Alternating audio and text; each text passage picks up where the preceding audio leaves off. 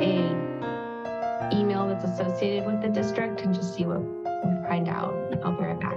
Actually, it looks good now. Trisha, 10 members of the public all of a sudden appeared. Okay, great. I don't know what I did. I didn't do anything. Perfect. And I'm going to push record now.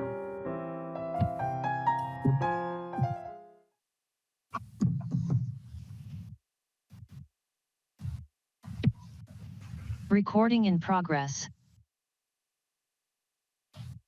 Great. Good afternoon, everybody. Welcome to the San Mateo County District meeting, December 21st, 2022. Melanie, roll please. President Ryrie? President Ryrie? Present. Oh, Commissioner Zemke? Commissioner Mateusz? Present. Commissioner Chang Corrali? Present. Commissioner Lorenas? Here. Great. I have a quorum. At this time, the board will hear public comments that do not have to do agenda items. Members of the public have 2 minutes to address the board. Let me see if I see any hands raised just over here. Alan Madden, you have any hand raised?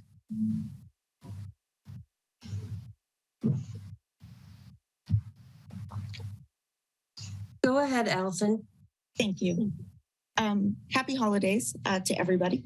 Merry Christmas and Happy Hanukkah and more.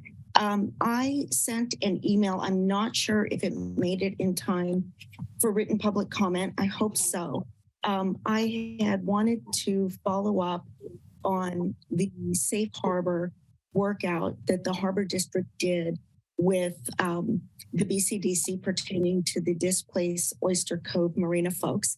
And as always, thank you very much for working so quickly on that. It really avoided a lot of the carnage that we experienced in Redwood City. And it's just been a lifesaver. I wanted to follow up on some details and nuances, and other people will speak in more detail about this, but I wanted to highlight that the district appears to be using 10% of occupied slips as the 10% of permitted liveaboards, when the Baywide standard is 10% of total available slips in the marina. So other people can talk more on that. It was kind of surprising even to BCDC to see that as part of the written workout. I also wanted to mention that the 1 year people expected to be from October 15th. And there's a lot of reasons for that. The rent is higher at Oyster Point and other factors, and other people will speak more to that. I wanted to speak as their representative with respect to making sure that no one who is still at Oyster Cove is in any way frozen out of being able to come over to Oyster Point. And that's because they're really standing on their legal rights. It's our position that people that live in boats that are liveaboards in marinas are very much covered by the Tenant Protection Act of 2019, went into effect in 2020, and it pertains to all human habitation in the state of California. And it's really easy to comply with the Tenant Protection Act, and it's our position that Kilroy didn't do that, and they really just need to. Thank you, Ellen. I'm sorry. I see Matt Klein has his hand raised as well. Matt, you have 2 minutes.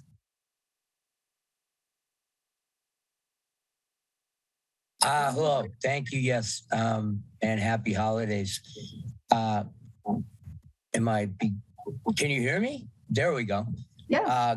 Yeah, as Allison had stated, we had spoken to BCDC and clarified the fact that 10% occupancy under their rules as they stand now is 10% liveaboard is under, the total number of slips, not occupied slips.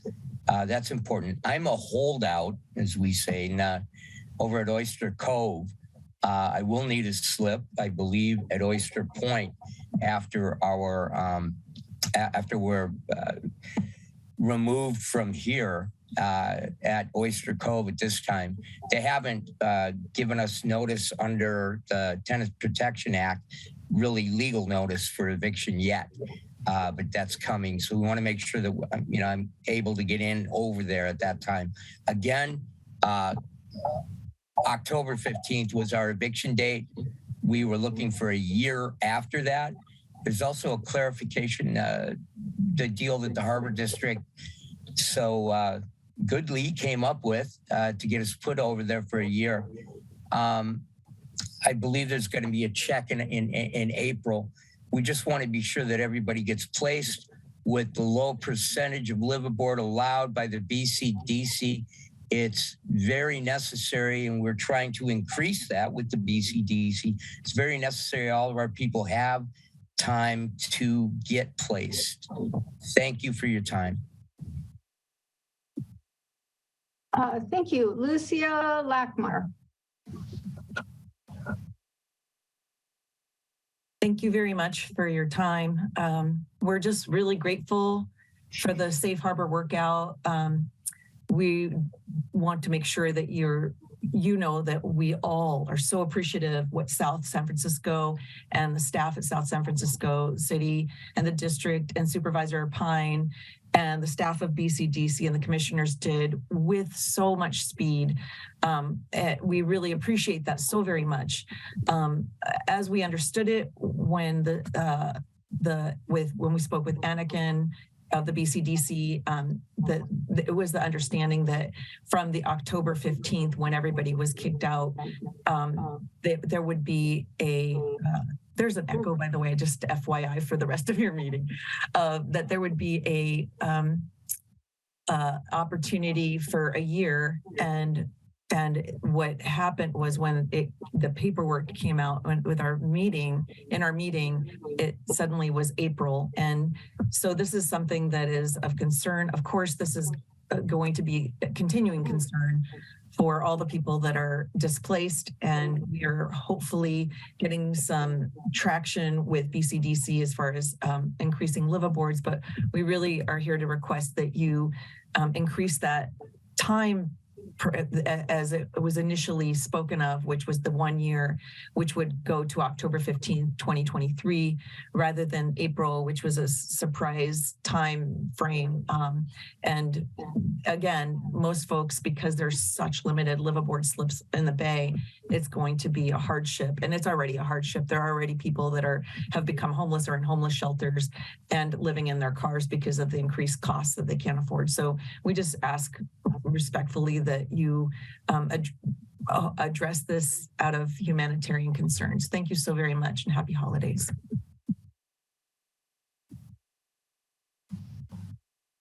Isabel.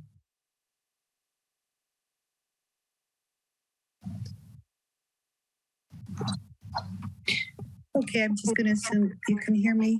I'm glad everyone else is here, and thanks for what everyone else said. And I wanted to add, the 10% of occupancy, I mean, according to, like someone already mentioned, BCDC has said that they're open to adjusting the percentage because it seems to be kind of a random thing that just got decided decades ago. And when they say adjust, it's more, not less. And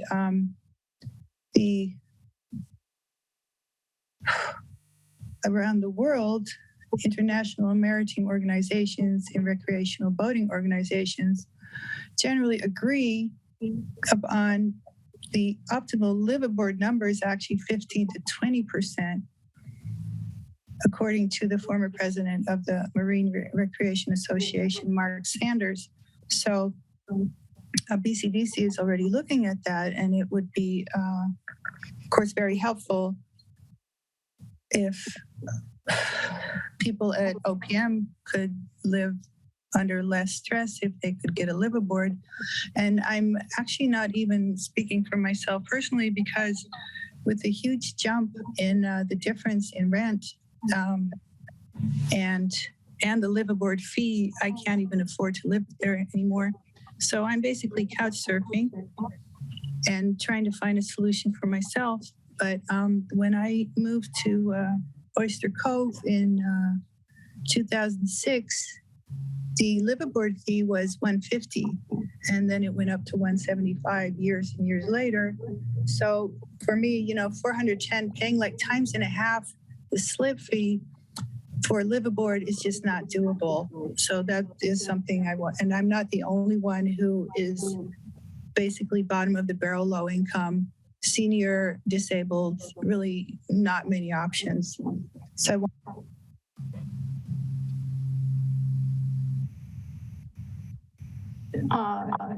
Thank you, Isabel. I think her times have been up, but I don't see the clock any longer. Are there any speakers? If not,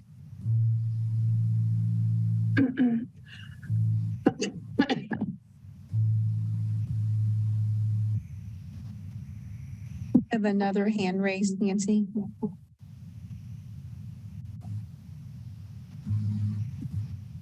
Don Ullum?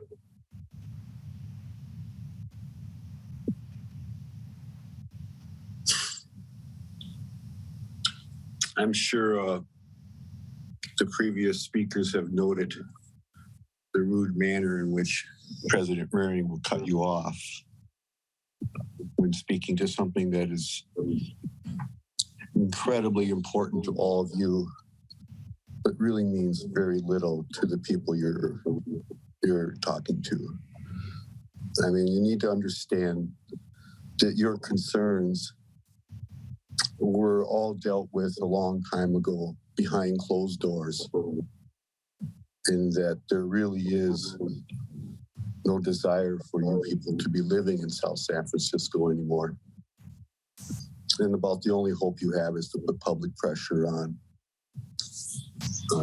elected representatives and hope that they will conclude it's in their best interests to work hard on your behalf. It's very clear that the Harbor District is doing the minimum, that they are working with you. But just from the way you've been treated, the way you've been cut off, it just makes it really clear, and it should make it clear to all of you what your chances are when it comes to this board. The good news is this is the last meeting you will have to deal with Nancy Rary. Thank you.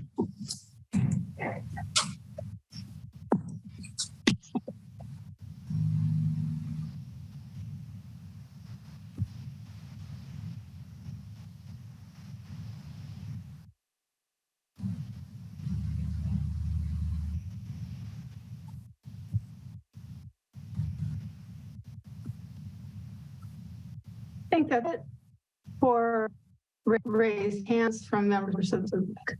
So at this point, we'll move on to the consent calendar.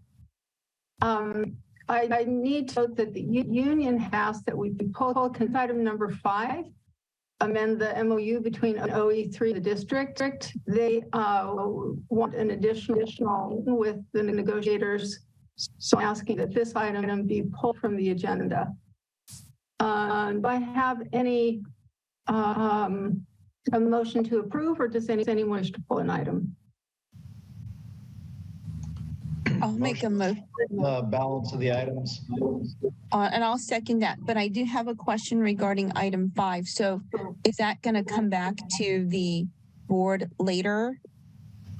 I imagine, yeah. Oh, okay, so we're not going to have to deal with that today, right? As we normally do with hold items. So is that correct, Jim? They're not. They just want to have a meeting with you. Is that correct? Yes, we'll get back together with the union and agree to it again, or a different version of this, and bring it back to the board for approval. Yep. Okay. So Tom made a motion to approve the consent calendar minus item 5, and I seconded it. Great. Before we take President Reiring, before we take a roll call, I've asked the General Counsel to discuss the current status of remote meetings and when we will be required to return to in-person meetings. Great. Thank you, President Ryring and General Manager. So as you are approving on the consent calendar, the regular resolution to continue meeting remotely under the Relax Brown Act rules, I wanted to give you an update that the governor announced, I think it was last month, that he plans to lift the COVID state of emergency at the end of February. And once the governor does that, the board will no longer be able to make the findings necessary to continue meeting remotely under the AB 361 Relax Brown Act rules. And so this is just to give you a heads up that in March, it looks like we will need to prepare for returning to meeting under the traditional Brown Act rules, which generally mean that the legislative body will meet in person. There are provisions for meeting remotely, but those require that the remote location is noticed on the agenda and available to the public if the board members are going to meet remotely. There's also some new legislation that's effective January 1 that will allow board members to meet to join remotely in unique circumstances when there's an emergency, and there's a whole set of rules for that, including some limitations on the number of times it can be used. But the bottom line is that come March 1st, it looks like the meeting requirements will return to traditional Brown Act rules. Thanks very much. Are there any questions from the board? Before we take the vote, we have a member of the public who has a comment. John Olam.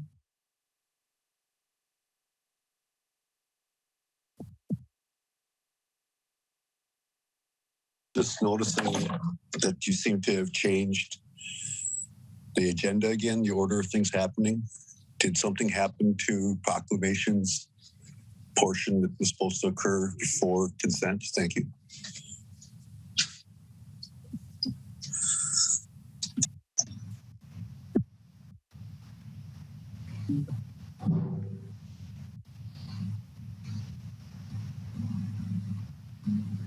Okay, it looks like we don't have any other comments. So Melanie, roll call, please, for the consent calendar. Commissioner Mateusz? Aye. Commissioner Chang Crawley? Aye. Commissioner Lorenz? Yes. President Ryring? So sorry, I'm here. It looks like we don't have any other comment from the public. So Melanie, roll call, please, for the consent calendar mode. So she just started it. Yes. Yeah. I just needed yours, President Ryring. Oh, okay, yes. I think the internet is cutting off a little bit. Great. All right. And so we got through motion, that motion carried? Mm-hmm. Yes. Yes. Thank you very much. All right. So we're gonna move on to our discussion item, which is number 7, migrating mural for Pillar Point Harbor. Jim Pruitt, this is your motion. Get to my note here. Thank you, President Ryring. It's an honor for me here today to hear from Jane Kim with the migrating mural for Pillar Point Harbor. Jane is a visual artist, science illustrator, and a founder of Ink Dwell. Her art career started when she was a little girl, obsessively painting flowers and bears on the walls of her bedroom. She received more formal training with a BFA in printmaking from RISD, and then attended California State University, Monterey Bay, where she received a master's certificate in science illustration. She has created large-scale public art across the country, including the Wall of Birds at the Cornell Lab of Ornithology, and produced works for the National Aquarium at the DeYoung Museum, Leaki Woodson Art Museum, and more. She is the creator of the Migrating Mural Campaign, a series of public illustrations that highlights wildlife along migration corridors it shares with people.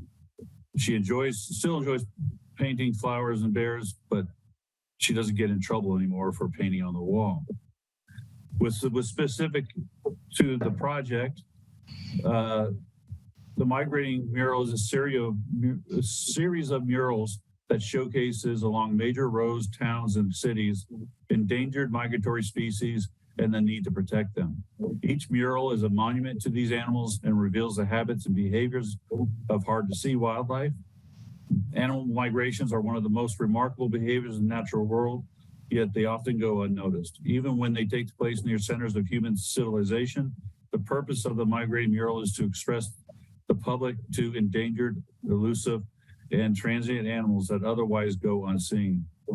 It highlights animal migration routes while beautifying human migration routes and a catalyst for both wildlife conversation and public art. With that, I will turn the floor over to Jane Kim, who will make a PowerPoint presentation and you give more detailed information. Jane? Hello.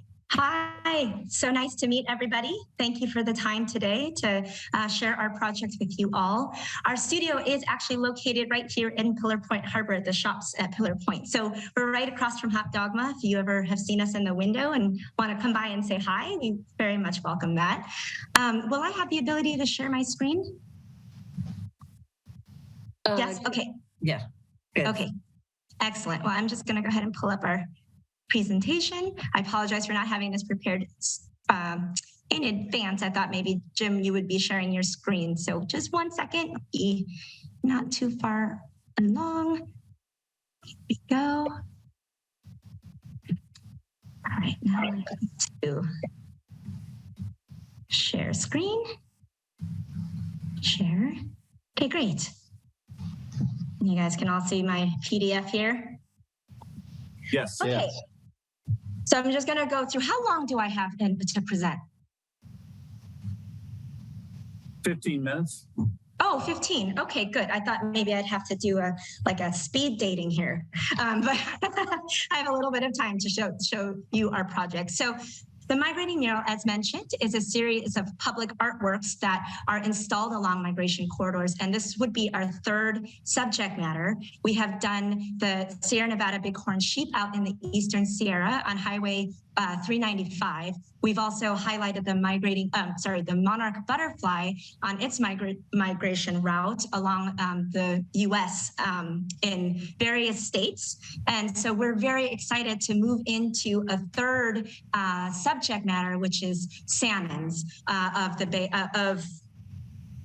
the Pacific, actually. So this is just a map showing the various range. The gray represents their historic range. The pink is their current range. And so we are looking for locations that would follow even interior to the creeks and streams and follow our salmons through their life cycle. So these are just examples of our migrating murals in the past. So these are 8 examples of monarch migrating murals that have been painted across the country. 2 of them here in San Francisco, California. We have 3 in Ogden, Utah, Orlando, Winter Park, Florida, and Springdale, Arkansas. We're looking forward to being in conversation with a location in Missouri next year, the year next. So this isn't a retired series, but we have quite a few of these murals across the country. Migrating murals, Sierra Nevada bighorn sheep. This was our first one. And this is in Independence, California. And so again, on a 120-mile stretch, we followed, basically there's just a small range that Sierra bighorn live, and it's only about a 120-mile stretch. And starting in Lee Vining, we have one there, and heading south all the way down to Lone Pine. And we worked with the Department of Fish and Wildlife and their Sierra Bighorn Recovery Team, well as the Sierra Bighorn Recovery Program Foundation. So what we are proposing is to start our salmon migrating mural project right here in Pillar Point. And these are the 3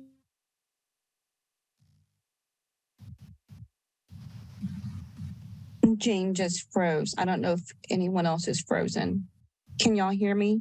Yeah. Yes. Yep. I think it's just Jane. I can also pick up. If she has. Thayer Walker. Is that correct? Yes. Hi, I'm Jane's business partner there. Yeah. Are you back, Jane? I'm back. I'm sorry. I just kind of went on. How much have you guys missed? That you just started at Pillar Point Harbor, and these were the 3 areas that you wanted to start off at.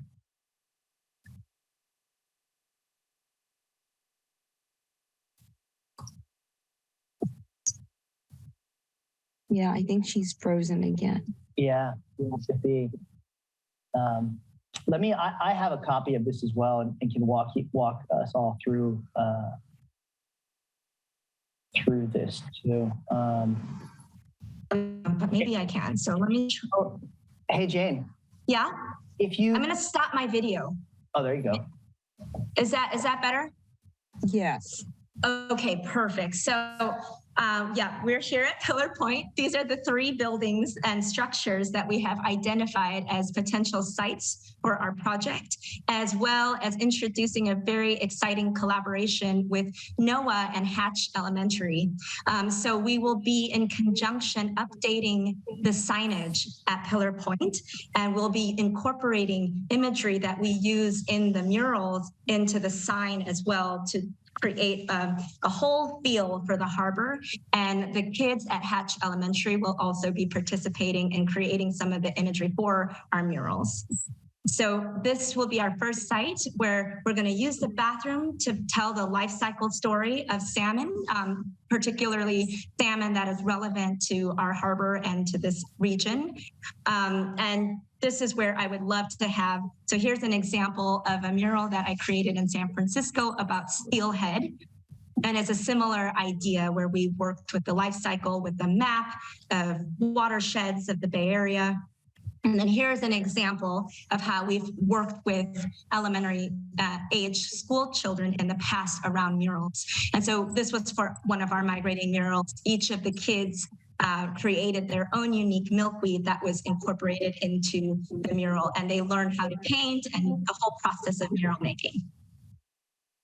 So for the tower, this Texaco Tower, I envision showing a really beautiful food web, given that it is a commercial and working harbor and that we are so connected to the ocean by way of resources, as well as all of the other sea life in there in this amazing upwelling of nutrient-rich water. So we'd love to shine a spotlight on how special the food web is at our harbor. And so these are just a few murals in our past that are in a similar theme that I can see stylistically being incorporated into that particular mural. And then on the Harbor Master Tower there, I'd love to highlight some of our nudibranchs, which of course are one of the smaller creatures in our ocean, but provide the most dazzling, vibrant colors and really show how much of a party our ocean really is. And so I can see a pattern inspired by nudibranchs. And here's a mural to share an example of how I like to use pattern of animals to then extend that into an interesting design. So this is again a migrating mural from Ogden. And then, of course, as I mentioned, all of this imagery will then be used to update and support the signage that is already existing and in need of updating. So that's a general gist of the overall concept and scope of work. We've begun working on some designs that I'm excited to share with you in the near future. Are there any questions that I might be able to answer? I have a quick question if this is the right time. Sure. So Jane, thank you. I think this could be a really exciting project. So I'm just curious, how did you end up picking your locations? I mean, besides the migration areas? You know, it's where we feel, so it's like kind of twofold, because sometimes we really enjoy using a very remote location because it's so anchored to habitat or environment, but other times we choose a location because we know that it's going to be visited a lot and there's a huge opportunity for there to be an educational component. And so all of, as a scientific illustrator, all of my imagery really comes with a narrative around science communication and education. And so we really love the harbor as our grand opening for this project. It speaks so perfectly to the ways that we're connected to the ocean. So we're really thrilled. And I know that there's some incredible restoration work that are being done in our creeks in Pescadero around salmon. So it feels like this is a perfect location for that. Okay. And just, I mean, there shouldn't be any safety issues, right, Jim? I mean, with the painting on the Harbor Master's Tower. No, not at all. Okay. It will bring a lot of great information and conversations, though, about protecting the salmon and their migratory routes. So very much looking forward It totally to it. fits right into when we supported the Bay Delta plan for, with the Golden State Salmon Association. I don't know if you know about that, Jane. That was done, or we supported that as a board, I think back in 2021, so that the salmon could migrate. That's so excellent. Yeah, I think that was more the Tuolumne River Trust. Yeah, but I mean but they were also working with the Golden State Salmon Association. So I mean, it's all interrelated, right? Yes, of sorts. Yeah. We don't have a migration there this time. Anyway, I guess my concerns are that we've got a real large remodeling project, rebuilding project in the works for the harbor. I look at the fuel dock and, our leases say the lessees are responsible for maintenance. And I just wonder how we put a baseline on the building to say, okay, we put this beautiful mural up and we got to repair a bunch of things and repaint periodically. And when I think about something on the restroom, how is the restroom going to look after the build out? And the same thing with the harbor master's office raised portion. Will this even still be there after the build out, or is there going to be another form? And I'm wondering what the timing on a project like this would be, because I'd hate to see a beautiful project just torn out and down when we have to rebuild. Yeah, this is a great point. Thank you, Tom. Sarah, did you see you just turned your mic off? Did you want to respond? Yeah, absolutely. I think a lot of those, questions really have to do with the harbor's plans and when they're going to happen. These are as public installations. These are works that can last a decade, 10 years, 20 years. No problem with the right ceiling. So in terms of, say, the Texaco Tower, which may need some repainting and things like that, we're gonna we would want to have a fresh coat of paint put on there before we began, and then we seal everything. So there's no reason to think that the work itself won't last for a decade or even two. As it relates to the build, to the development plans of the harbor, I think we'd want to find out more information from the harbor about what those plans were exactly, when they are. We've heard in speaking with Commissioner Pruitt, we've heard a bit about about those plans, but we also created. We're developing these concepts in a way that will also allow us to be flexible in case it comes to mind that, or comes to light that one of these buildings is going to be, remodeled sooner rather than later. So I think that's probably information that we really want to just get a better understanding of from the commissioners. And I'd like to add a little bit to that too. And depending on that timeline, so even if it was like, say, in 5 years, the harbor would get renovated, between now and that 5-year period, we still think that it would be really valuable to set a standard for what the harbor can be and represent visually. We just worked with a project in San Francisco for St. Mark's Square, and there's going to be a renovation project down the road too, but until that is they put up a temporary, like what they're considering a temporary mural, which is temporary. When they say temporary, they're like 5 years from now. And we saw in real time how much it's uplifted that square and the way that's already changed people's experience in that setting. So I think that it's great to know which buildings will be affected, as Sarah mentioned, but I think that even if there is some window of time where it's not going to change, putting these murals up would still be a benefit. Have you come across any in all the work you've done in the Western United States, and I think you mentioned Florida as well, are there groups that we could apply or you could apply for grants for funding? Yeah, absolutely. Yeah, go ahead there. Yeah, so this all came about actually because Deborah Hurst, who some of you may be familiar with, is working with Hatch Elementary and their Oceans Week there. But she and Carol Preston of NOAA, Carol actually submitted a grant, which we should find out about in the next month when the federal budget comes out, if we got it or not. So it's likely, or it's not unrealistic to think that within the next sort of 6 weeks or so, we might have the budgeting of all this project solved. That's excellent to hear. It is excellent to hear. Commissioner Lorraine, or Matoush, we've been working in coordination with Jane Enthere on the buildings and which ones may or may not be affected by the new tenant row building.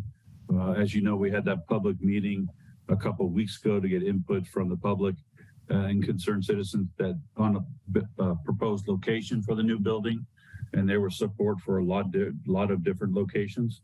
So we'll be bringing that to the board for final decision, but working closely with them. And it's my hope that when the new building is built, we'll be designing a new mural to go onto the new building that is in line with the migration routes and the salmon. So if we replace the bathroom, hopefully we can get Jane and Thayer to come back and paint something on the new building.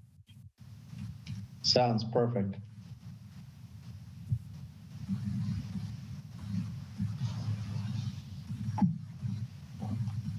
And to that note, Jane mentioned it earlier, but we are in the process of developing the designs. We're actually nearly complete. So whether it's the next meeting or maybe it makes sense when we find out about the final funding to present those ideas to you. But they're nearly ready to share. They're cooking. Yeah.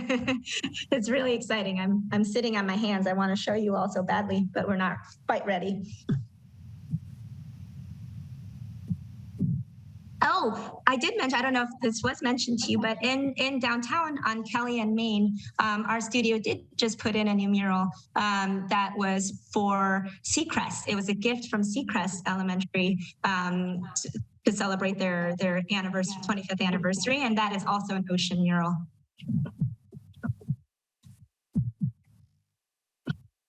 So Jane, just really quickly, who's actually doing the painting? Is it you, or do you have a group of or a team of artists? Yeah. Or so myself and a team, and we assemble a team depending on the scope of the work.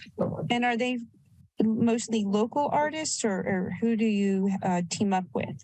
Yes, we have a local artist who is an apprentice here at our studio full time, but then when we build out our team, we often build out depending on location. So in this case, of course, we would be looking for Bay Area artists to come join this project. Okay. I mean, I'm sure that you have everything organized, but there was just a mural that was done in downtown Half Moon Bay on the Cunha building, and the artist is Julie Engelman. I don't know if you're familiar with her work, but I don't know if she's going to be part of your team or not. But I mean, I think there's that mural, and there's another one, I think, with the wave with Mavericks. I have y'all seen those as well? And I mean, I just want to include the local artists because it's so meaningful for as to have local artists on the coast to actually be a part of a coast, a harbor district coastside project. And so, and I'm not trying to tell you what to do and who to hire, but I just don't know who you're considering. And I just want to kind of put in a plug for our coastside artists as well. Thank you. Yeah, no, we appreciate that. Yeah, every project is different in terms of how we build out the teams. So yeah, we'll definitely keep that in mind and have certainly worked with a number of local artists on a per project basis. So that's always our preference too. On that note. Hey, sorry, my internet cut out. Oh, I'm sorry, Jane. I was just kind of addressing the comment. And then just to which I didn't hear. Could you repeat it? Yeah, I just mentioned that every project is different, so we staff them accordingly. But we have in the past worked with quite a few artists that live actually in Half Moon Bay or El Granada. And certainly always, that's always our preference when we can. So there's a nice talent locally to draw on. And I actually missed Virginia, your original comment. My comment really, Jane, was I don't know who you team up with, but we do have some wonderful coastside artists. In fact, I would say that what a very unique feature of the coast is our artist community. And I don't know if you've had a chance to see the murals downtown, but there's one on the Cunha building, and also there's one of Mavericks. And I love that one. Which one? The Mavericks one? The Mavericks one. Have you seen the one also? Yeah, the Mavericks one is great, but have you seen the one with that really depicts like the coastside from Pescadero all the way up? By Julie Engelman. I don't know who did the Mavericks one, but the new pumpkin mural, or is that? Yeah, the pumpkin one. But it's not just pumpkins. It's artichokes. It's farm workers. It's Pillar Point Harbor. It's the crops in Pescadero. I think artichokes and Brussels sprouts too. So I know sunflowers. Yeah, sunflowers. Have y'all seen?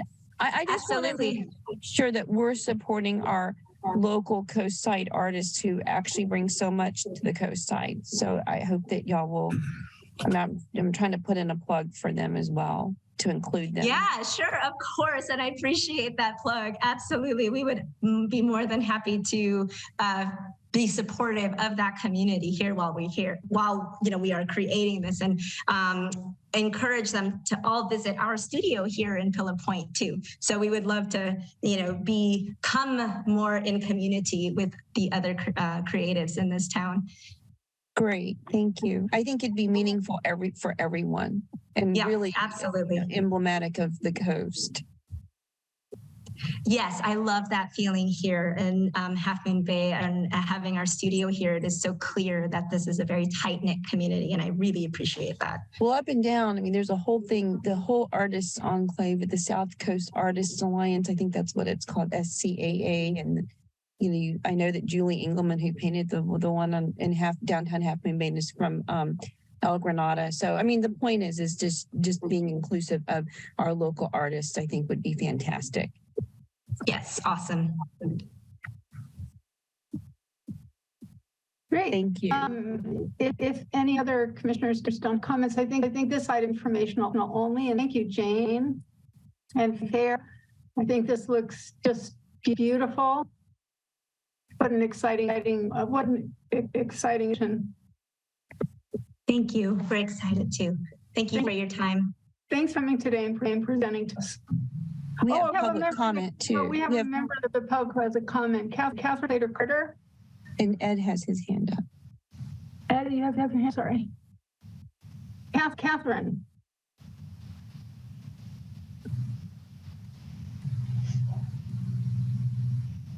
Go ahead, Catherine. You should be able to speak.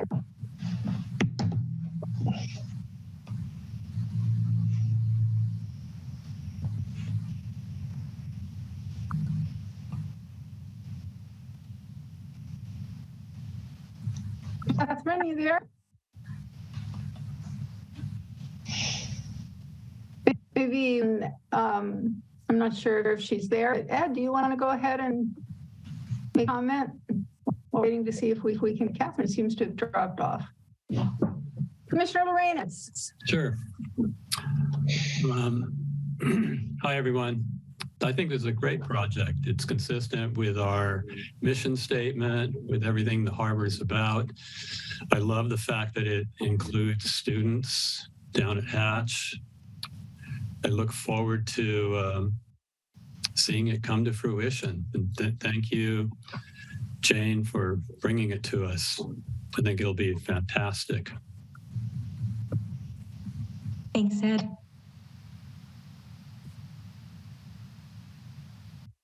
All right, it looks like we're ready to move on to item 8. Thanks, Ann, Jane, and Thayer. Thank you very much. Have a great day. Happy holidays, everybody. Same to you. Thank you. Bye. Happy holidays. Happy New Year. Thank you. Thank you. We're gonna move on to number 8, which is in building water damage repair project construction change order approval. And John Moran, this is your item.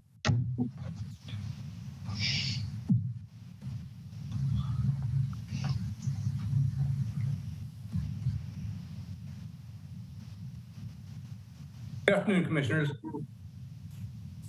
This staff report is a motion to authorize the general manager to approve change order request number 1 from the construction contractor, Bogle Brothers Construction, Inc., for the administrative office building water damage repair project for an additional amount of $51,500, and authorize the general manager to approve additional change orders up to 30% of the new adjusted project total, that is $126,500, in the event there is a need for change orders due to still unforeseen challenges in the future, or additional work is found needed. And authorize an increase in capital expenditure appropriations of $164,450 to be funded by available working capital. On October 19th, 22, the district board approved the general manager to enter into an agreement with the low bidder, Bogle Brothers Construction, Inc., for $75,000 with a 30% contingency for unforeseen challenges to complete the repairs to the district's administrative building. The low bidding contractor began pulling permits and found that to meet building code, a more expensive 2-layer garage ceiling was required for fire safety. Subsequently, the contractor submitted a detached change order, which includes an additional $36,500 for the upgraded garage ceiling. District staff sent the change order request to the district's insurance adjuster for review and requested they consider an insurance settlement adjustment accordingly. The insurance company adjuster agreed, and the district insurance company obligated itself to pay the additional amount, which after deductible was $35,015.33. The district will now be reimbursed for this project by the insurance company for a new total of $103,000. Subsequently, the district also found that the 2 second floor restrooms, the linoleum floors were in need of resurfacing, and the outside gutters were in need of repair. And this is an opportune time to do it while the contractors are already here. These 2 additional repairs will cost $15,000.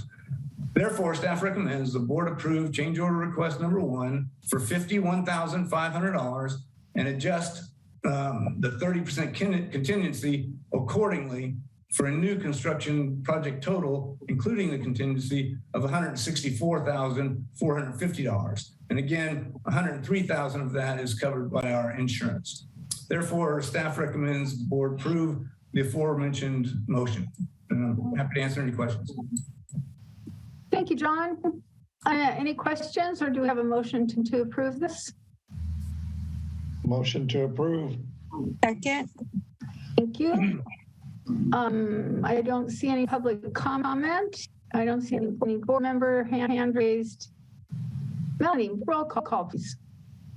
Commissioner Chan-Corrali? Aye. Commissioner Lorenz? Yes. President Reiering? Aye. Commissioner Mateusz? Aye. The motion carries. Thank you. We'll move on to item number 9. Pillar Point Harbor C1, 2, and 3 parking lots and launch ramp access road repair. Low bid construction. Mr. Moran, this is your yours as well. Yes, Commissioners, this is mine as well. This is a motion to authorize the general manager to enter into an agreement with the low bidding construction contractor, American Asphalt Inc., for the Pillar Point Harbor C1, 2, 3 parking lots and the launch ramp access road repair project for an amount not to exceed $727,868, with again a 10% contingency in the event there's a need for change orders due to unforeseen challenges, and authorize the general manager to issue change orders up to the contingency amount and approve an increase in capital expenditure appropriations of $800,654.80 to be funded by available working capital. The Pillar Point Harbor parking lots C1, 2, and 3 are asphalt, and the asphalt launch ramp access road are all very heavily used. The heavy use and saltwater exposure have caused the asphalt to fail over the last 14 years since last resurfaced.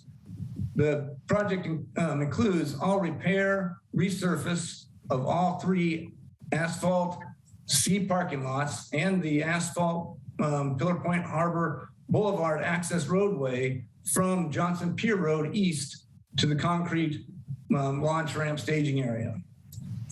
To effect the needed repairs, resurfacing, and thermal paint striping, staff advertised an invitation for bid in accordance with the Public Contract Code. Bids were opened on November 29th. There were 4 bids received, and American Asphalt Inc. was found to be the lowest qualified bidder at $727,868.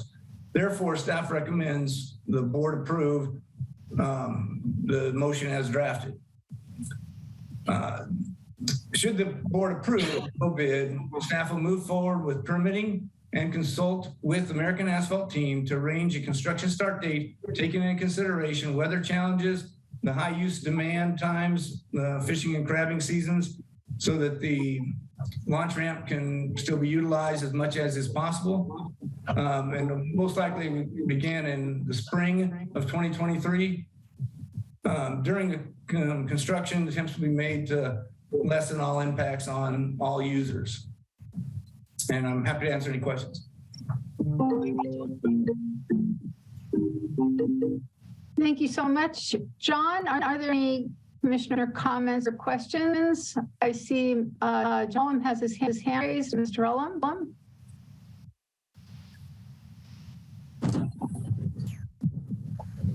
Thank you, President Berry. I was riding my bicycle over in those lots the other day, and there is no doubt they are probably the worst pavement in the coast side. Has to be done. But something that Mr. Moran said that kind of piqued my interest was 14 years. Are you about to spend $750,000 for a project that you'll need to redo in 14 years? Thank you. Are there any commissioner comments or questions, or do we have a motion to approve? I'll move to approve. Lorenas, Commissioner Lorenas' hand raised. Okay, sorry. Hello, John. I've got a quick question for you. I suspect I already know the answer, but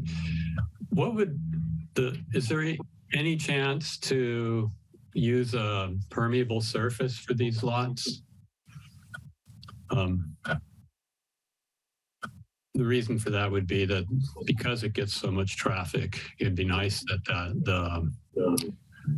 the parking lot allow water to flow into the ground rather than go into the drainage system that, as we all know, ends up inside the harbor. I suspect that's a much bigger, more expensive project. Yeah, I wish that there was some sort of, in a less an area that's less used, some sort of like permeable pavers, that have gaps with sand that allow some of the water to permeate downward can be used. But our parking lots and the roadway leading to the launch ramp take such heavy abuse, because of the saltwater environment and the heavy use, that the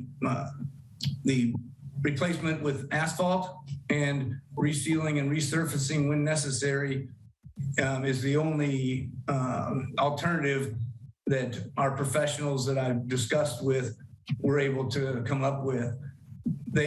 We are working through the general manager and the board's direction, working to improve upon capturing stormwater and filtering it. And that'll be a continued effort. Thank you, John. Appreciate it. Now, Commissioner Chan-Crowley, I think you want to make a motion?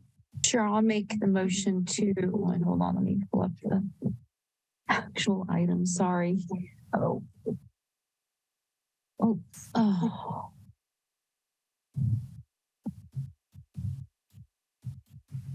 I will make the motion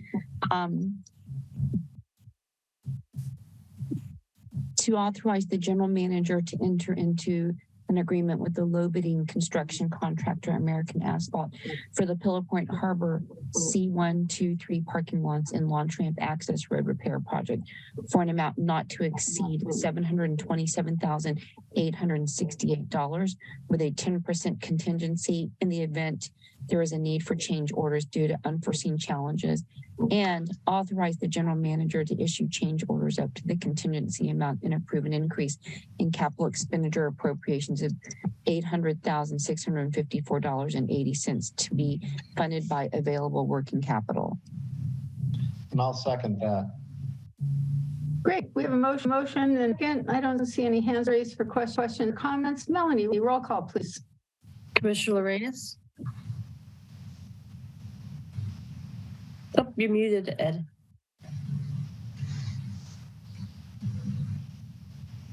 Oh, you're still muted. Here we go. There it is. Yes. President Ryrie. Aye. Commissioner Mateusz. Aye. Commissioner Chan-Crowley. Aye. Aye. Yeah. The motion carries. And we'll move on to discussion item 10, Ocean Ciders LLC lease. Mr. Pruitt, this is your item.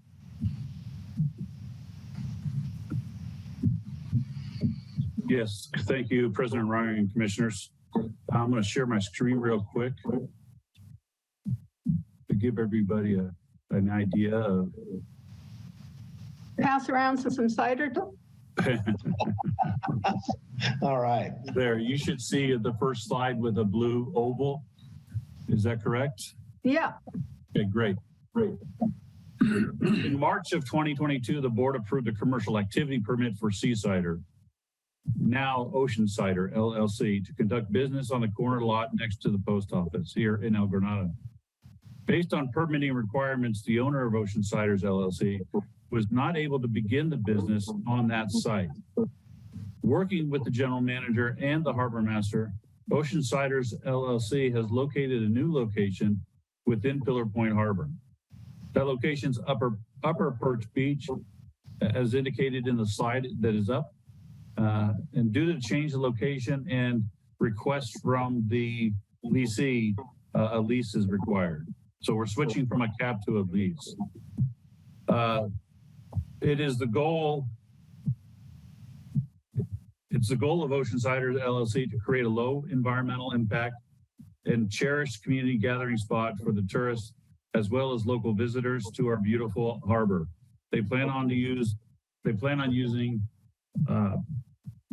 wide variety, or plan to offer a wide variety of cider, both alcoholic and non-alcoholic, during the operating hours. Let me get over to the next slide.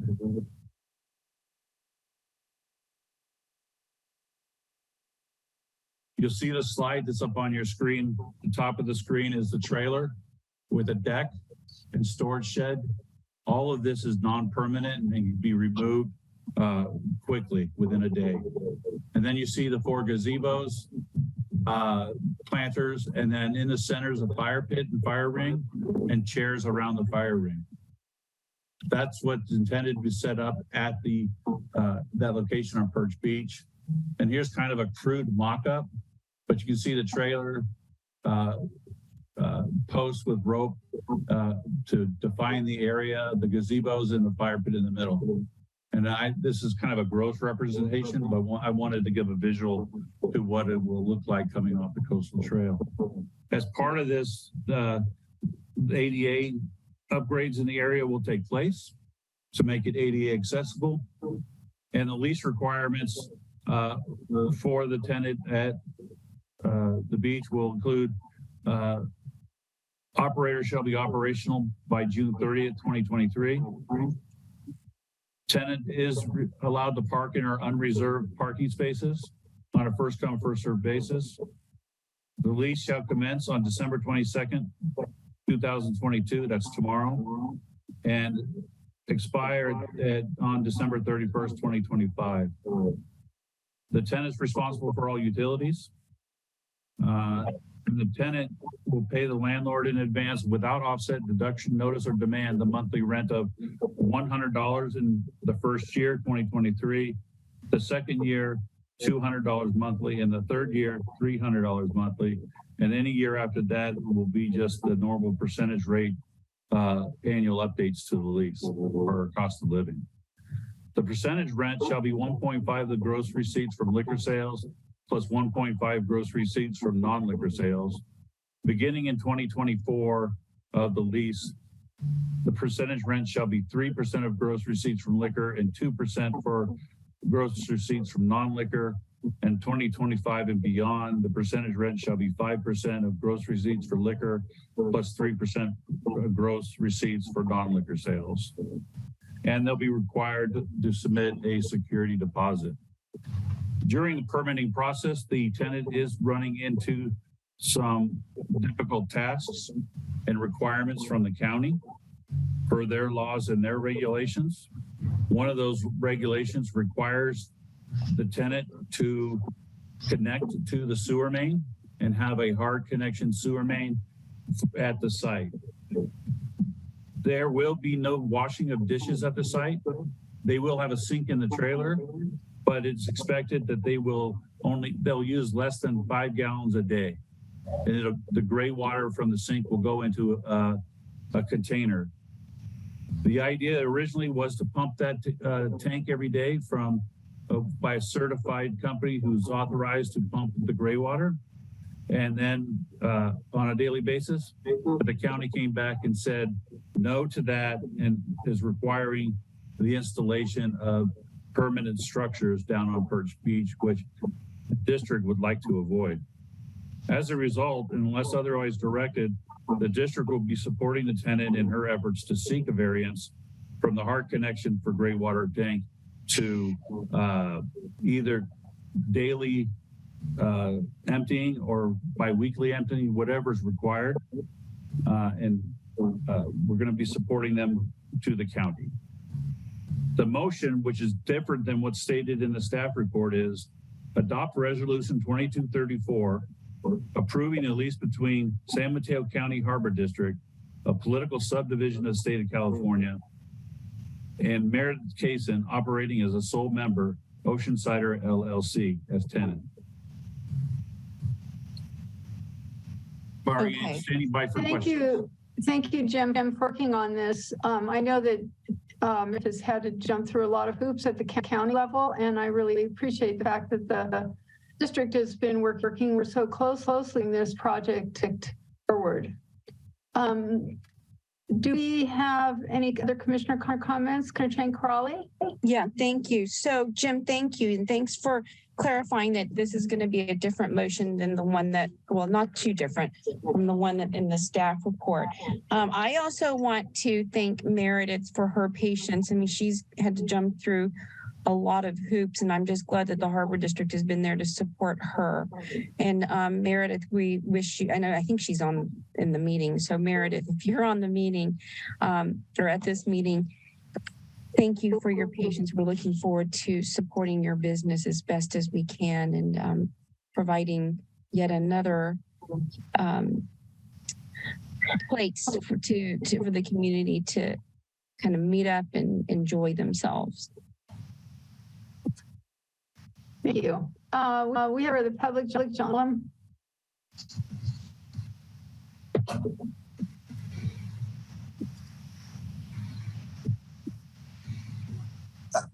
It sounds like what you're essentially talking about is a party pit.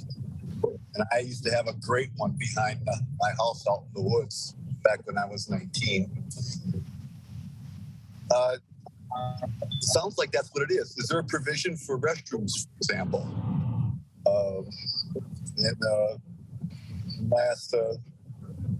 Really want to start reading the news, and you would see that driving has killed a lot of people on both sides in the last couple of years. Just recently, a friend, Harold, killed on his bicycle. And before that, there was a gentleman who was ran over by a drunk driver down south of town. And do we really need more alcohol being served in public? I mean, we have a lot on the coast side. Read the police blogs. There is just a constant stream of people being pulled over for drunk driving. And these aren't kids. Most of these people are middle-aged adults that come over here or go out to the pub down south or the party in the Harbor District or the pub here or the saloon there. And there are consequences for that. There's consequences from making alcohol so readily available to be consumed by people who will then have to drive home. And it happens a lot. I don't know if they're going to enter that into your equation or not, but I sure would like to have the question answered is, where are people going to go to the bathroom? Where is that cider going to end up? That kind of thing. Thank you. Commissioner Mateo, you have your hand raised. Put down my hand first. So I admire the amount of effort that went through to try and set something up like this. I'll tell you, I did some events within the Princeton footprint, and working with the health department is not an easy thing. So I commend her and wish her all the success in the world. Great. Do we have a motion to approve?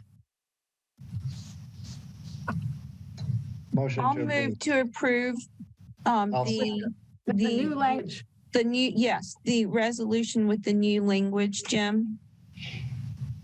I could read that. Adopt resolution. Yeah, please do. Adopt resolution 2234, approving the lease between San Mateo County Harbor District, a political subdivision of the state of California, as landlord, and Meredith Cassian, operating as sole member, Ocean Ciders LLC, as tenant. I'll make that motion to approve. I think I already did. Yeah. Do we have the second? I was trying to second. We were racing each other for the first. All right, we have a motion and a second. Roll call, please. President Reiering? Aye. Commissioner Mateusz? Aye. Commissioner Chang-Carali? Aye. Commissioner Lorenz? Yes. Great. Item number 10 passes unanimously, and we'll move to item number 11, lease for Suite 100B. Mr. Pruitt, this is yours.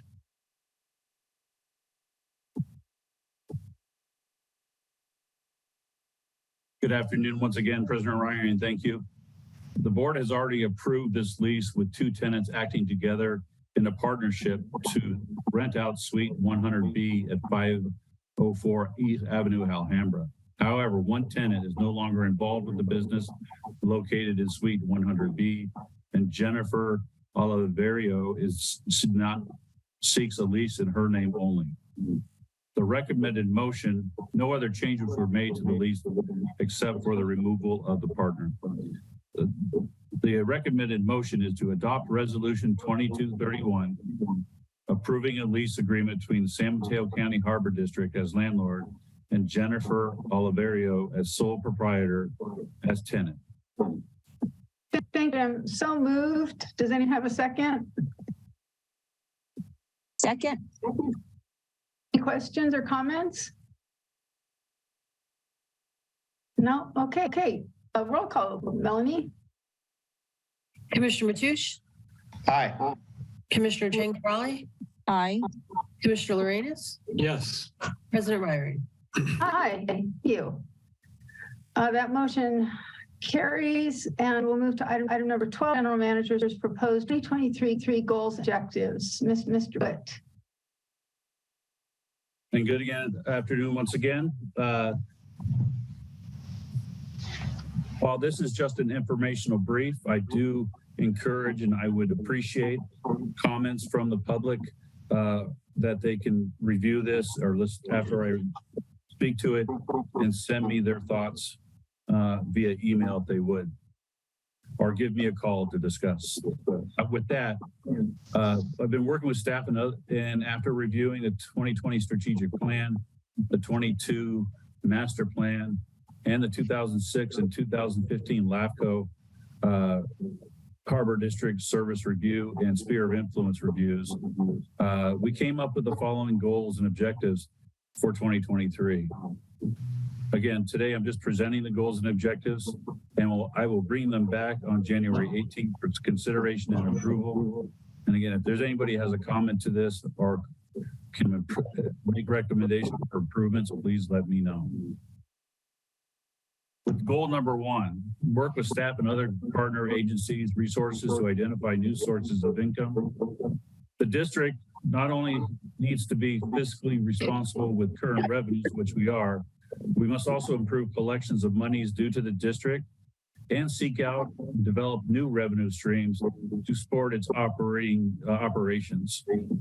For example, overdue slip fees, and with the new ERP system, will be more efficient. And then in addition to commercial activity permits were applicable or additional leads. As an example, Ocean Cider.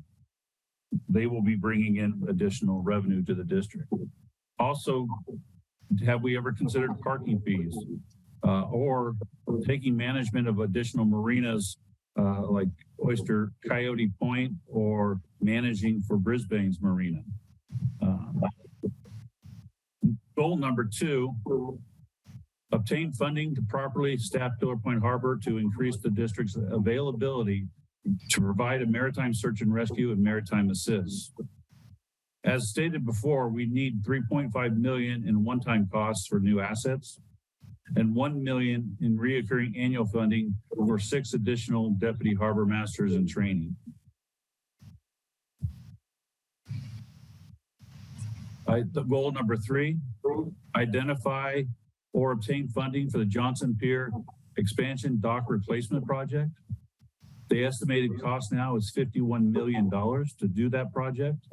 And we need to go out and seek outside funding for that. And we'll be working on it in 2023.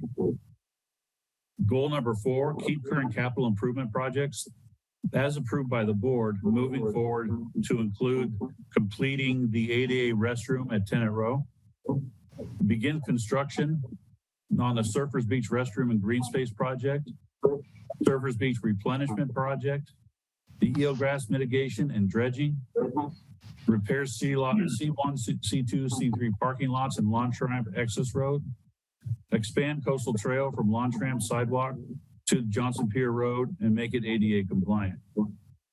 Complete design engineering and permitting of the Lontramp restroom and boat wash stations and the Pillar Point Retail Center. Complete design engineering and permitting and begin construction of the entrance ramps and for docks 1 through 6 at Oyster Point Marina. It'll be a very busy year for projects. Environmentally, we want to continue to work with our partners to identify and control, eliminate and treat sources of bacteria entering the harbor. And that's in line with the Water Board and the TMDL. And identify and eliminate the source of fats, oil, and greases in the Pillar Point Harbor sewage system, which we continue to face problems with. Goal number 6 is to renegotiate the 2018 agreement with the City of South San Francisco for the operation of Oyster Point Marina. Goal number 7, renegotiate the contract with Operating Engineers Local 3 and Teamsters.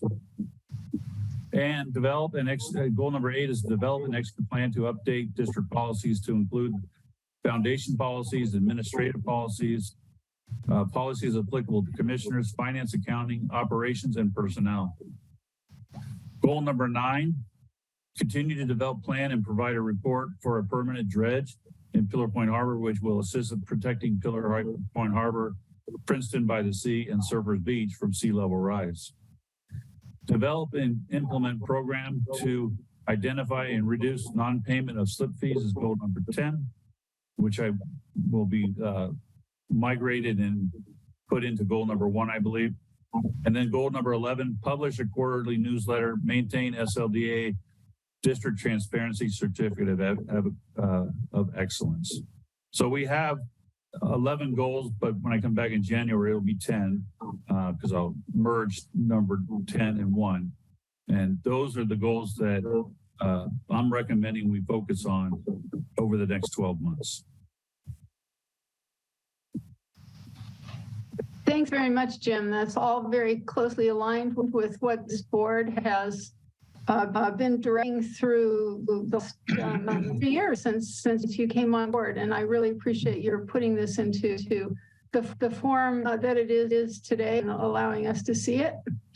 You have a comment from a member of the public, Jim Smith. Yes.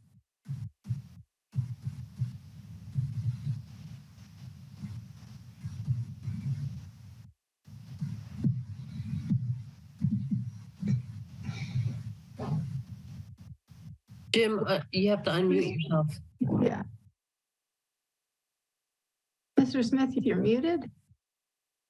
Sorry, that was a mistake. Did not mean to have my hand up. Oh, okay. All right. Let's see. We have another. I guess that's it. Okay. Any, you can take the clock down. Any board members have any comments or questions? I have a quick comment. I want to thank Jim for actually putting all of this down in writing and taking into consideration our strategic plan and our Hester plan. And, I think, Jim, there's a lot of information here that you've received from, that it's in this document, but more information that you've received, not just from the commissioners, but from the public too. And so I want to thank you for putting together all of this in a way that is easily read and digestible for everyone. Yeah. Your organizational skills are only one of your many talents, Mr. Bett. Commissioner Lorenas? Thank you. Jim, as you can expect, I've got a lot to say about this, and I will look forward to sending you more detailed information via email or as a member of the public, as a matter of fact. But for now, I've just got a few comments. I and many other members of the public will oppose parking fees. Pillar Point is one of the few places where you can go along the coast that has all of the items that we have to offer where we don't charge parking fees. And it's a huge equity issue in San Mateo County. It's one of the places where anyone can come and park and experience what we have here. I think public parking, charging for public parking would be number one, opposed by a large group of the public, but also just an equity issue that would be, in my view anyway, a real detriment to the community. And then secondly, on the environmental quality, I appreciate the high value that you place on that, but I'll posit that there's much more to environmental quality in the harbor than just water quality. As you know, the harbor has, it is one of the venues for migrating birds, and we have seal colonies that live in the marine reserve next door to us. And so as you know, there's all these other issues, and I would urge you to put these things in your list so that the public can see it and that it's present. I know it's in our strategic plan, but it'd be nice to see it in not not only there, but in your to-do list. I agree with you. Let's see. And I agree with you with the idea of the concept of a dredge is a great one, but it also needs, and I mean, I know that John and you and our consultants have been working on this, but I think it's worth noting that, and noting it in a document, to have a sediment management plan that includes this concept of having a dredge, and then also working with the county and local property owners to continue the living shoreline concepts, starting from the West Trail and moving it, I guess that's southeast, getting rid of some of the unpermitted rock, and looking forward to using this concept as mitigation for sea level rise. We have a real opportunity to make a plan and actually implement it. Let's see. I think I'll leave it there, and then I'll work with more detail in an email to you. Appreciate it. Thank you. I'd appreciate that very much. Thank you.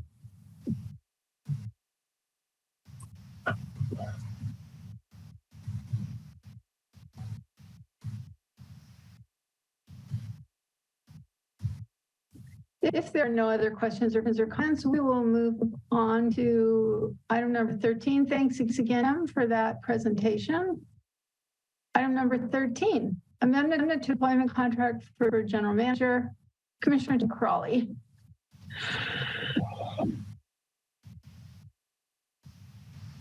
Thank you.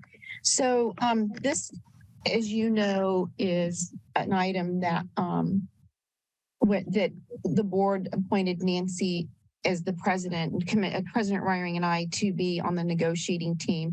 I'm the chair of the HR committee. And so we met with General Manager Pruitt, and after meeting with the commissioners as well about the performance review, all of that. And basically some of the things that we were looking at were comparable compensation and vis-a-vis the responsibilities of comparable agencies as well.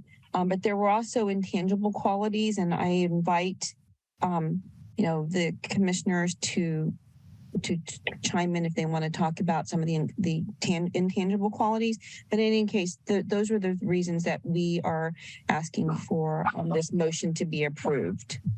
I don't know if you have anything to say. President Reiring is the other person on the committee.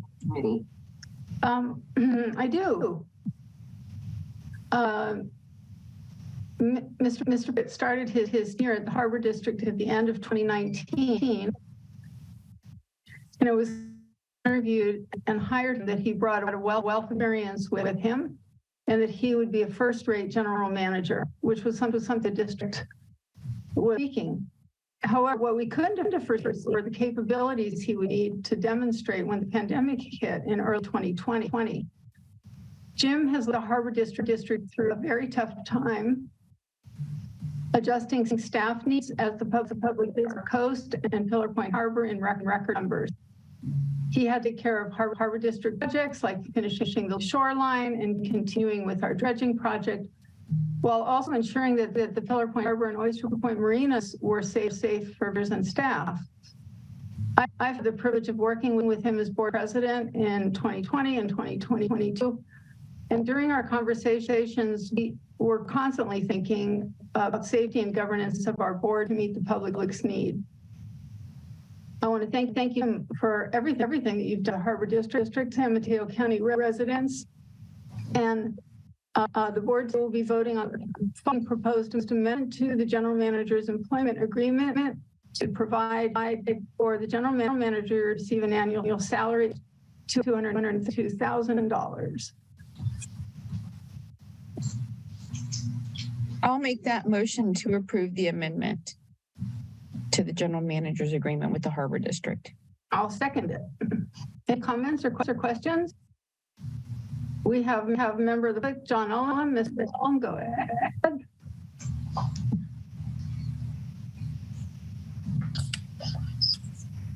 Congratulations, Mr. Pruitt. You have earned it, though not for the reasons that they will articulate. You have shown yourself to be the bravest manager of any public agency that I've ever had the privilege or the pain of participating with. And I'm serious. Just many of the goals that are articulated in your goals for next year wouldn't be there except for you. The Harbor District, the board, did not see any reason to include, for example, Pillar Point Harbor, or I'm sorry, Johnson Pier, in its original master plan. You had to force them to do that. You had to force them to face a lot of the financial mistakes that they've made. It was you who forced them to admit and to confront that they simply cannot afford to keep the commitments that were made by Tom Mateusz and Virginia Chan Corrali when you started the brave process of getting the Harbor District out of the horrible contract that it has with South San Francisco. And if anything, I would have to say is the only mistake I saw in your list of priorities was that should be your number one priority. That should have been the number one priority last year. It should have been the number one priority a decade ago. It should have been the number one priority half a century ago. The reason why Johnson Pier has the same problems, only worse than it had in 1994, is because of that contract with South San Francisco. And you, sir, are the only ones that had the guts to point that out. Kudos to you. Congratulations. They really like you.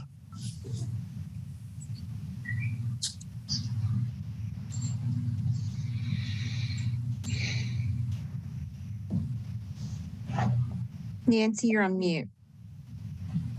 Well, we have a motion, a second, and we're ready to vote on it. Commissioner Chan Corrali? Aye. Commissioner Lorenz? Yes. President Reiring? Aye. Commissioner Mateusz? Aye. That motion carries. And thank you, Jim, for sticking with us. Congratulations. Item number 14, publicly available salary schedule and special compensation. Julie, this is your item. Thank you, President Reiring, commissioners. This item is just a follow-up to the last item that you approved. California Code of Regulations, Title II, Section 570.5 requires that the board adopt an amended salary schedule. The salary schedule attached is updating the manager's salary from $189,992 to $232,000, which is an additional $42,008 per year. That amount is expected to be available through the appropriations of the 2022-23 operating budget by way of vacancies that are currently in the budget. So we will incorporate that new figure into the future year's budgets moving forward. With that, we recommend that the salary schedule be approved to include the updated general manager's salary. I'll actually make a motion to amend the salary schedule to include the increase in the general manager's salary pursuant to the amendment to employment contract considered that we just adopted for the general manager as of today. I'll second that. Any questions or comments? I don't see any hands. So Melanie, roll call, please. Commissioner Lorenz? Yes. President Reiring? Aye. Commissioner Mateusz? Aye. Commissioner Chan Corrali? Aye. That motion carries unanimously. Thank you. And commissioners, at the beginning of this agenda were a couple of items that I moved to the end of the agenda. Presentation of proclamation resolutions.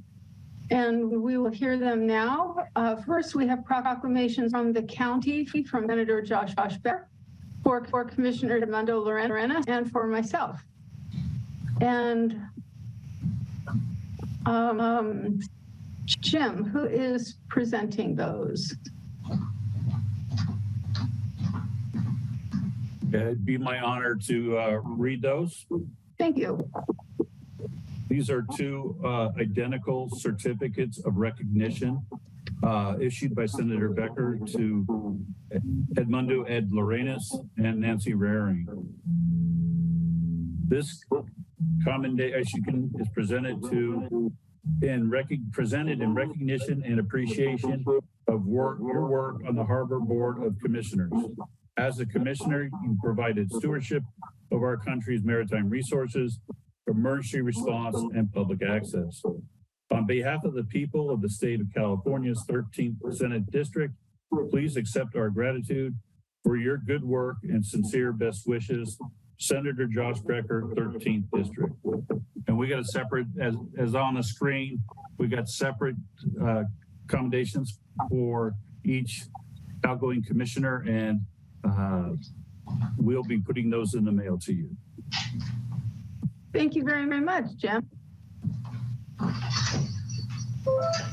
And now we have proclamations, presentation of resolutions honoring Commissioner Edmundo Lorenas and Commissioner Nancy Raring for their service as members of the San Mateo County Harbor District Board of Commissioners.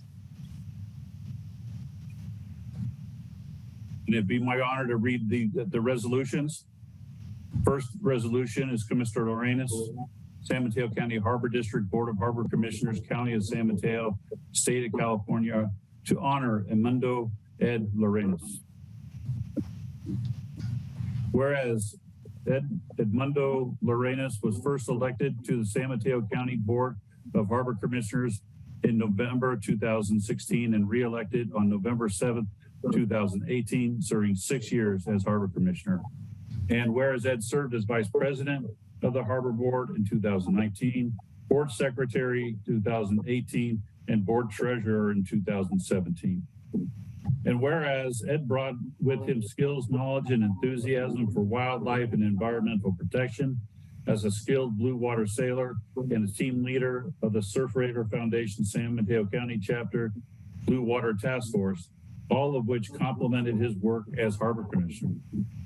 And whereas Ed supported the Harbor District through COVID-19 pandemic, the rebuild of the West Trail, the construction of a new ADA restroom at the Pillar Point Tenant Row, and the Bay Delta Plan, a resolution against offshore drilling off California, and ocean safety policies with the installation of the Sea Valor life buoy.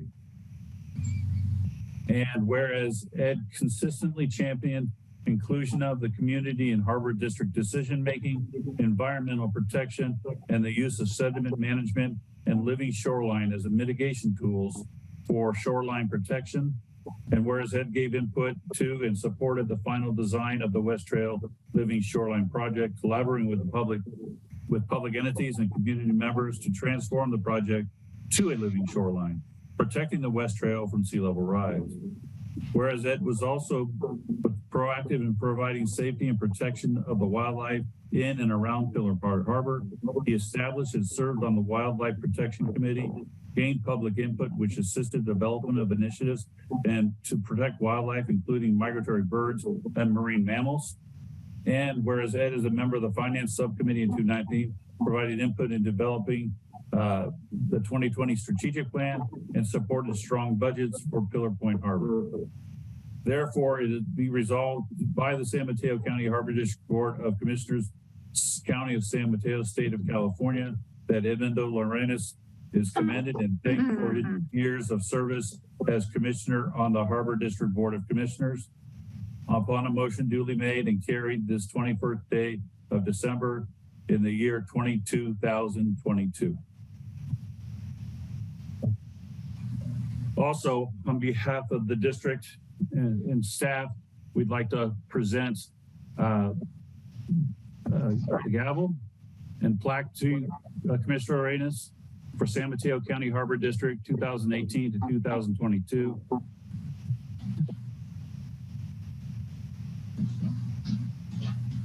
You want me to move on to Commissioner Ryring or let Ed say some words? No, thank you, Jim. That's really great. And congratulations, Commissioner Lorenz, and thank you for your service. We have a member of the public with their hand up, John Olin.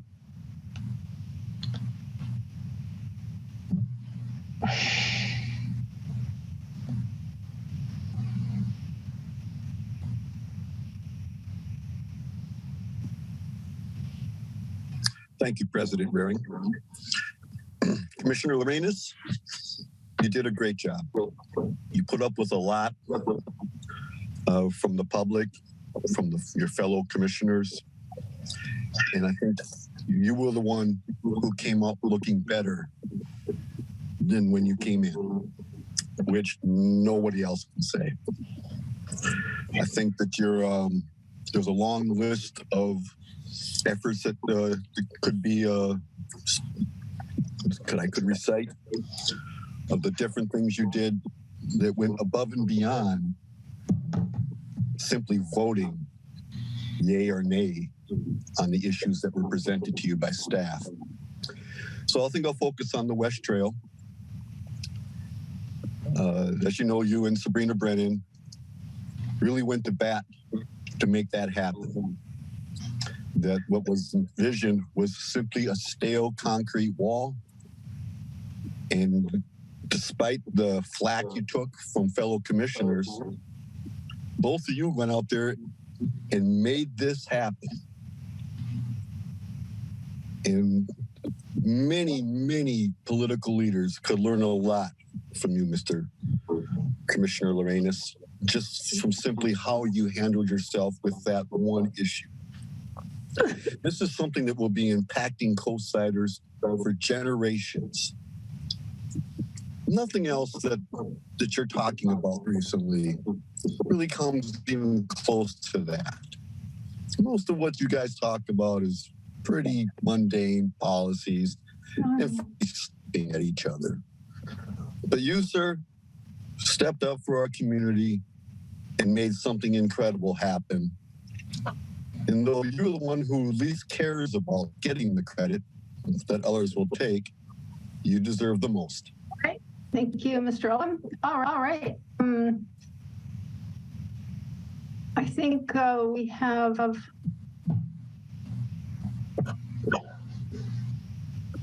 Does Ed want to say anything? Any other hands raised? I'd like to wait after we recognize Nancy, and maybe the both of us can say something after that. Nancy, do you want to take any comments from the commissioners? Sure. Okay, can I just say something really quickly? Yeah. Ed, thank you for your service on the Harbor Commission. I learned a lot about wildlife protection, and I'm glad that you were there to kind of make the public aware of the importance of our harbor ecosystem. That's not necessarily the people part of it. So thank you. You're welcome.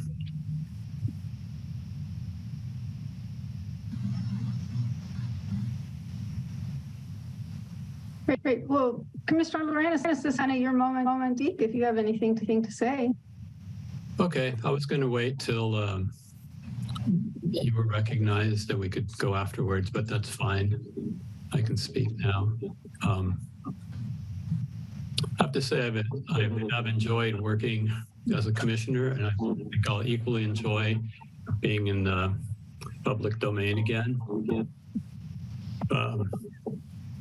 So I'd like to speak to the public. Those of you who have attended our meetings, and I know there's not a lot of members of the public right now, but this will at least go on the record. I really appreciate your attendance. It's important that you come to our meetings and give us your input. The district really does need you to stay involved. And remember that the best results are achieved when you come well informed. Some of you go to great lengths to understand what the issues are and bring them before us. And many of you have done this, and I can tell you it really does make a difference. And I'd like to give a special thanks to those who have kept watch on us. They've let us know where you believe we're going astray and when we're doing well. We need to hear both. Keep it up. I know it's a lot of work pouring over all those public or PSAs, public record acts, that you guys ask us to give you and doing the research, but it really does help us. The district is, I think, in the best shape it's ever been, and this is really because of the efforts of the district's leadership and staff. I can't name everyone I've worked with on our staff, but I'd like to just mention a few folks. Jim, we're lucky to have you, and I'm looking forward as a member of the public now to continuing to work with you and getting to know you better. John, I've spent a lot more time with you over the years. You're one of the finest individuals I've ever worked with, and we're lucky to have you as our operations manager. I know from my work with staff and other folks that work with you that you're recognized as a true leader. And Julie, we are fortunate to have you too. I enjoyed working with you on the finance committee and experienced firsthand how committed you are to the district, and it shows on all the awards we've gotten for our budget. You all deserve a lot of credit for getting the harbor to where it is, and I look forward to working with you some more. My biggest disappointment as a commissioner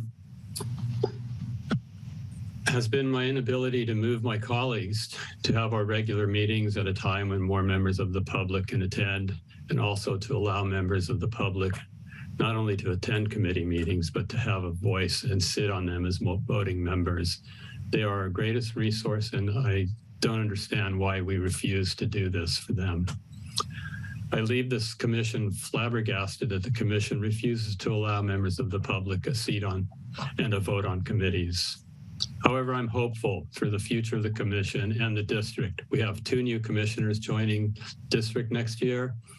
And it's largely the result of the district moving to district elections. This will bring much more diversity to the board and result in a commission that represents all of the San Mateo County residents better. And I'm hopeful that when they take up this challenging mission, that they'll work to further the district's ability to work with the public and be more inclusive. I appreciate the opportunity that the voters gave me to serve as a commissioner, and I look forward to being in front of you as a member of the public. Thanks.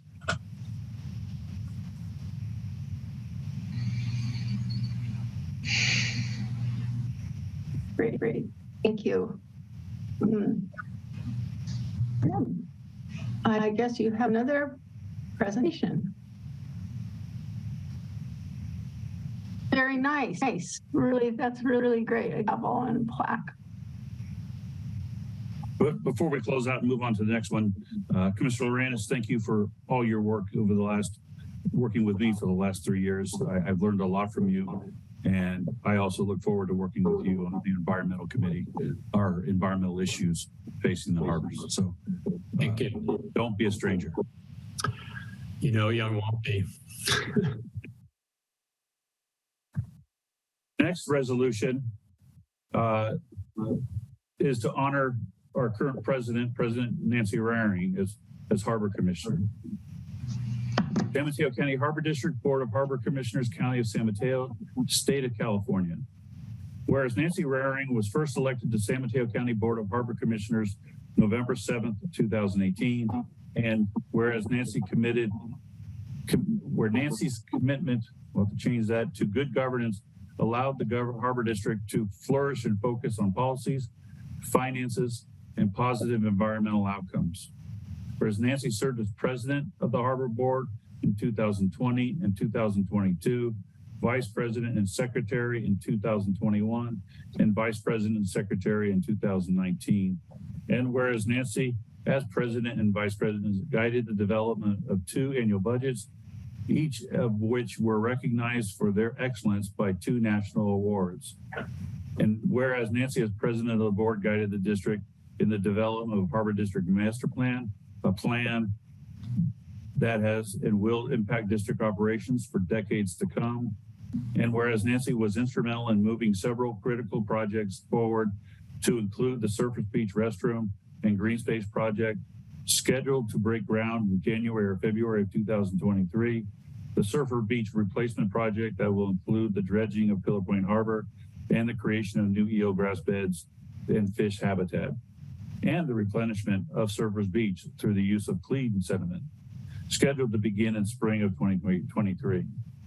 Whereas Nancy Hawes provided the leadership and guidance to move forward with the Pillar Point Harbor commercial building and the Johnson Pier expansion project that includes the extension of Johnson Pier, the replacement of floating docks E, F, and G, and H, and upgraded electrical replacement and reconfiguration of the fuel dock, and a new work dock that includes both sewage and oily water pump outs. And therefore be it resolved by the San Mateo County Harbor District Board of Commissioners, County of San Mateo, State of California, that Nancy Raring is committed and thanked for her years of service as a commissioner on the Harbor District Board of Commissioners.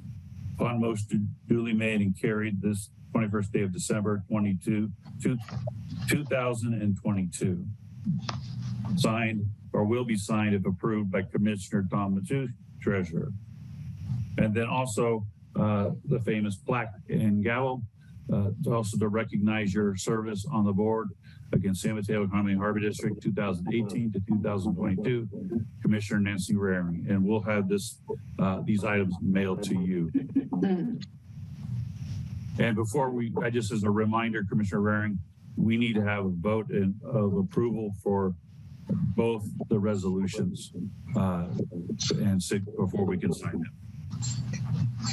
Okay, good. Thank you, Jim. Well, thank you very much, Jim. It's willing to be on the receiving end of a proclamation like that, and I want to thank you. Elected officials may feel sad as they transfer of office. It's the last time that anybody's going to call you honorable when you raise your hand. It's the last time that your single vote can move or block policy.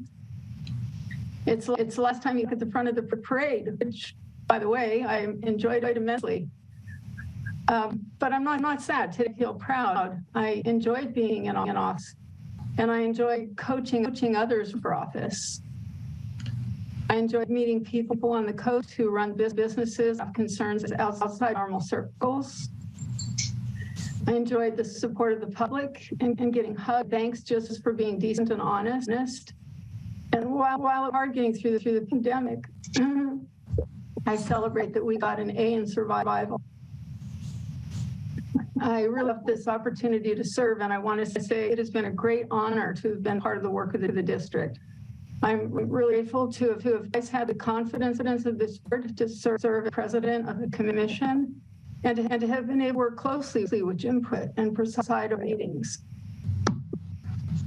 The truth is that our work here, the collaboration between the public, the board, and our staff, and all of us, staff to the heavy lifting. And I just want to say what a pleasure it has been to work with all of you. John Moran, your friendly guiding presence when I was first elected helped us during a challenging year. And as our director of operations, you consistently do a job of moving projects along. Debbie Garrett, who's no longer with us, was an extraordinary presence in the district when I first came on board, and I just give her a shout out. Julie Van Hoff, you are the most capable of finance professionals. I really appreciate you've always been available to answer questions and provide guidance. I'm going to miss working with you. Trisha Keys, you've been invaluable counsel. And of course, Mr. Jim Pruitt, you deserve an proclamation yourself, all you do for our agency. And that really means the taxpayers of our county. You've been a dream to work with. And one of the highlights that I'll take away from us 4 years on the board is having the chance to work with all of you. I'm going to miss being a part of the Harbor District, but I leave knowing and celebrating the fact that our agency's reputation now is that it's the biggest turnaround success story in the county. And I know that there's nothing but good news coming down for the district. I want to congratulate our two new elected commissioners, Councilor Slater Carter and Murat. Welcome to the Mateo County Harbor District. You're coming on board at an exciting time when projects this board has been willing to move forward, even since before I was elected, are going into fruition. So thank you again to everyone in the district, board members. Thank you for your professionalism, your kindness, your friendship. I'm looking forward to you, member of the public.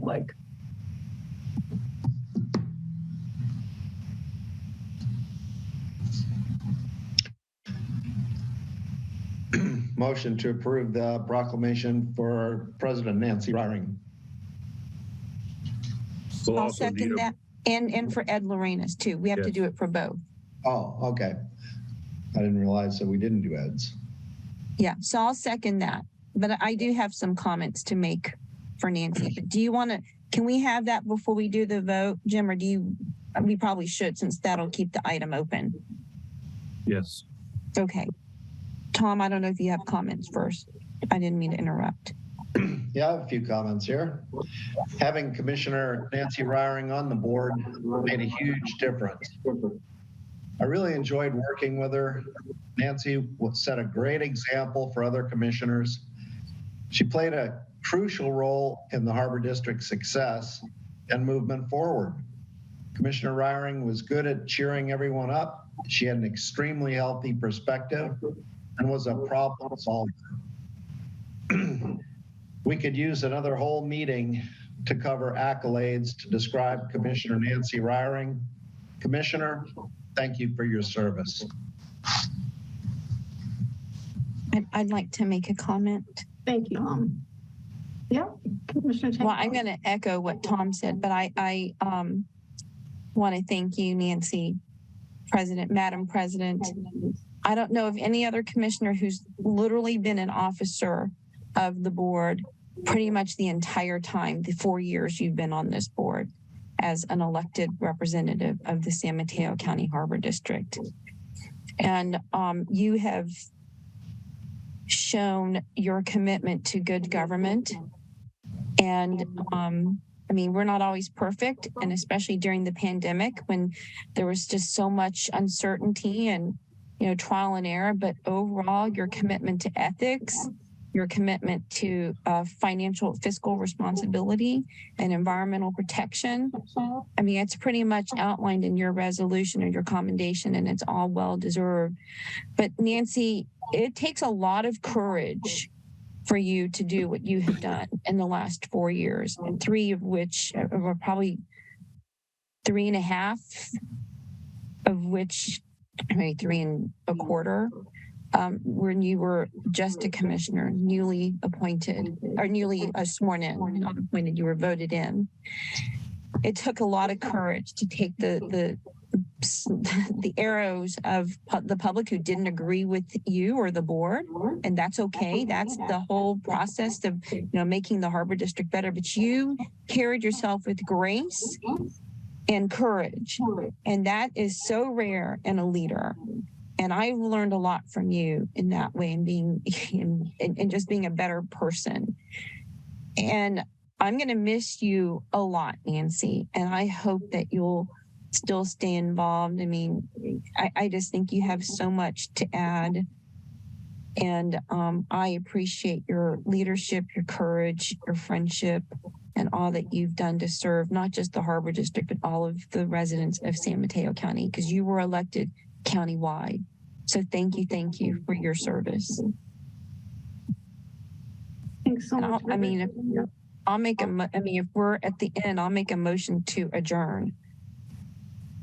We haven't approved the resolutions, have we? Oh, sorry. We have to vote. So should we do a roll call? Melanie, roll call for the resolutions, please. President Ryrie? Aye. Commissioner Mateusz? Aye. Commissioner Chang-Corrali? Aye. Commissioner Lorenas? Yes. Thank you, everybody. That motion carries. And now have Commissioner comments. Do any commissioners have anything they would like to report out? If not, do any commissioners have future agenda items they'd like to bring up this time? I'll make a motion to adjourn. I would second that. Commissioner Lorenz, you raised your hand? Oh, Ed. I do have a quick commissioner comment. I just couldn't find the raise your hand button. I'd just like to use this opportunity to say a few words about the new commissioners that will be here next year. Catherine Slater Carter has been on the coast for a long time. She's been active on coast side, both as an elected, but also just as a member of the public, advocating for a multitude of issues. We've even traveled down to Morro Bay to present at the Coastal Commission hearings back in the days when we were working together as members of the public. I think she'll be a great commissioner, and I look forward to seeing her on this commission. She's cares a lot about the coast.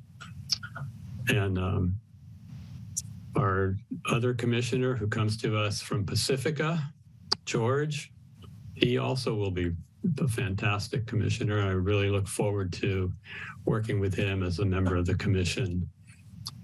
I think both Catherine and George are exceptional individuals who really care about what happens on the coast side. And good luck to both of you.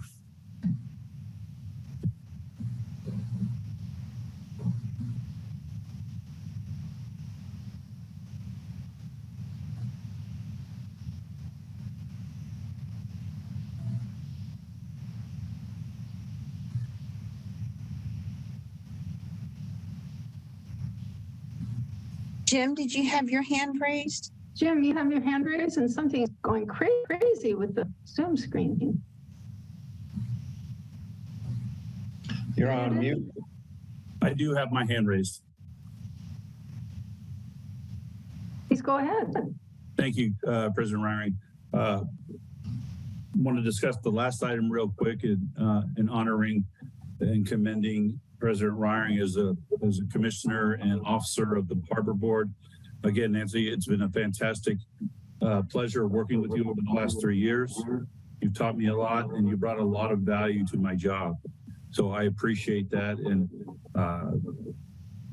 you're one reason why I tell everybody that the Harbor District is a great place to work and exciting things are happening. So I thank you for your leadership and all of that. The other thing is for the operational report from the monthly report from the general manager. I just want to say that liveaboards, the number of liveaboards both at Pillar Point and Oyster Point are based on the number of slips, not the number of occupied slips. So under the BCDC and Coastal Commission at Oyster Point, we are allowed 41 liveaboards. As part of that, liveaboards, Oyster Point had 2 categories of slip owners with respect to liveaboards. One were permitted liveaboards, and several other were under a title of extended stay, which there is no such thing. So I directed staff to start moving all those extended stay to liveaboards at the 41 cap. So we'll buy ourselves a loan in existing liveaboards and those on extended stay. We come up to be 40 or 41 boats. The April deadline is only a check-in deadline, where the city and the district will be checking in each of the visitors from Oyster Cove to see how they're progressing and seeing how we can help. And those without a plan will be a little bit more aggressive on them so that they find another place to live. And we are back down to 10% by October. That's all I had to report. Great, thanks very much for that, Jim. Hang on just one second.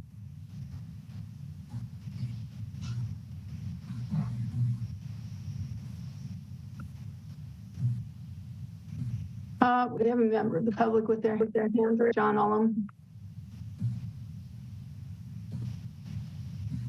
Just want to second Ed's comments about Catherine Slater Carter. Catherine Slater Carter and myself would probably not agree on a lot of things, but that lady is smart. She knows what she's talking about. She cares about what she gets involved in. And as a successful business owner, and she really is such the thing, she understands how an enterprise district is supposed to work and why it's simply crazy to even consider taking on management functions at any other facility based on your experience with the management functions you have taken on in South San Francisco. And Nancy, if you would turn down your volume, you wouldn't have this echo. Thank you. That's it. Now I'll make a motion to adjourn. And I will second it. Oh, beat you. All right, well, Melanie and everybody have happy holidays. Happy New Year. See you on Zoom. Thank you. Excellent. We have to do a